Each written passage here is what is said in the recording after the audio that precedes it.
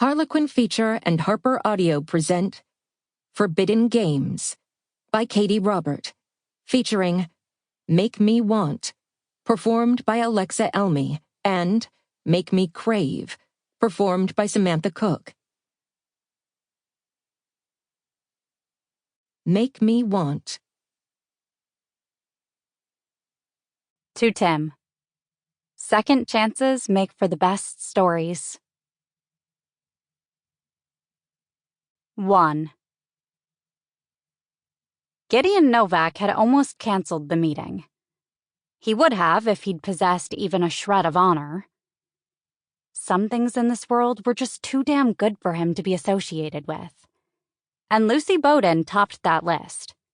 To hear from her now, 2 years after. Focus on the facts. She'd called. He'd answered. It was as simple as that. The law office of Parker & Jones was the same as it had been the last time he'd walked through the doors.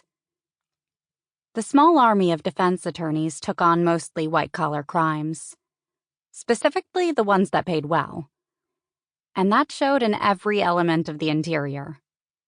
Soothing colors and bold lines projected confidence and created a calming effect. Pale blue walls and good lines didn't do a single damn thing to dial back the pressure building in his chest with each step. He usually didn't contract out with law offices.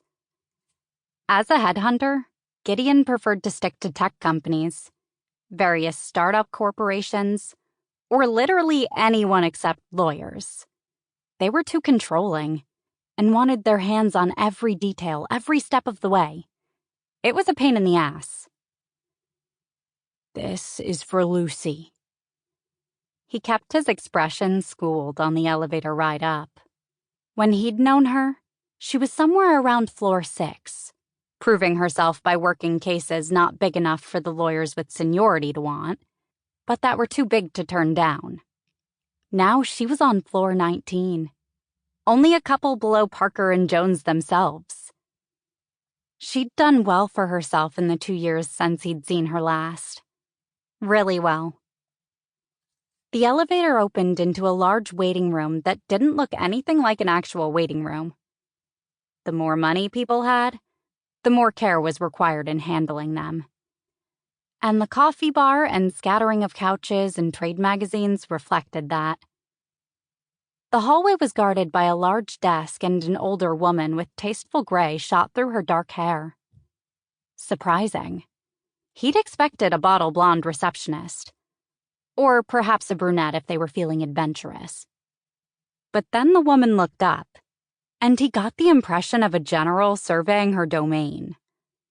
Ah, they'd chosen someone who couldn't be bulldozed, if he didn't miss his guess. Useful to keep unruly clients in line. Gideon stopped in front of the desk and did his best to appear non-threatening. I'm here to see Lucy Bowden. She's expecting you. She turned back to her computer, effectively dismissing him. He spent half a second wondering at her qualifications, and if she was amiable to being poached for a different company, before he set it aside. Stepping on Lucy's toes by stealing her receptionist wasn't a good way to start off this meeting. He'd spent the last week trying to figure out why the hell Lucy would seek him out. New York was rife with headhunters. Gideon was good, better than good. But considering their history, there had to be someone better suited for the job. You could have said no. Yeah, he could have. But he owed Lucy Bowden. A single meeting wasn't much in the face of the fact that he'd more or less single-handedly brought her engagement down in flames. He knocked on the dark wooden door as he opened it. The office was bright and airy, big windows overlooking New York. The only furniture a large L-shaped desk and 2 comfortable-looking chairs arranged in front of it. Gideon took in the room in a single sweep, and then focused on the woman behind the desk. Lucy sat straight, her narrow shoulders tense, as if she was about to step onto a Sample complete. Ready to continue?